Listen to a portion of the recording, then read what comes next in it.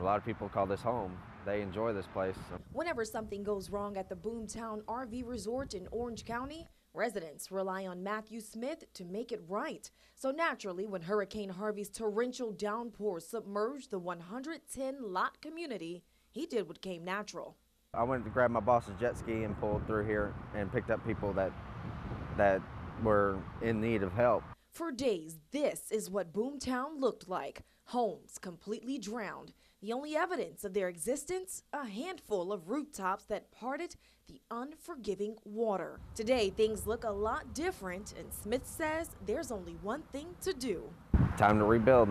But what does that process look like for a mobile homeowner? For starters, you have to decide if the structure is worth saving. Ron Holzer, owner of Lloyd's RV Center, says that in most cases, the answer is no. Cut your losses, pick up your marbles, and get on about your business. After 60 years in the RV business, Holzer says he's seen this scenario play out one too many times. They cannot repair it properly because it's you got to have people that knows a little bit about carpentry work, electrical work, plumbing work, everything. So unlike a traditional house where the exterior frame is built separate from the inside, mobile homes are like this game of Jenga. The walls are attached to the floors and the floors are secured with glue.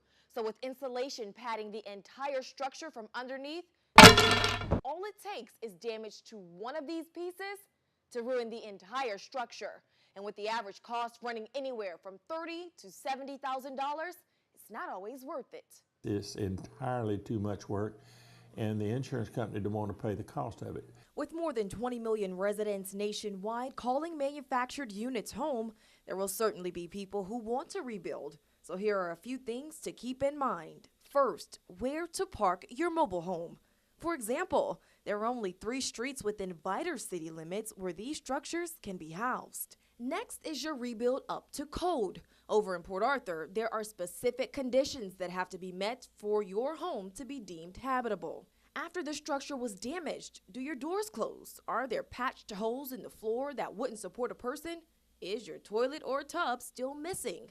If the answer to any of those questions is yes, living in that home could result in you being fined. And lastly, check with your city ordinances for any special changes to the rules and regulations post-Harvey. From Orange, Hardin to Jefferson counties and every city in between, there are different rules for different areas. That one's not. Back out in That one Boomtown, is. Smith says they've weighed all the options and rebuilding is what's right for this community. And as days turn to nights, weeks to months, Smith says the long hours will be well worth bringing his neighbors back home.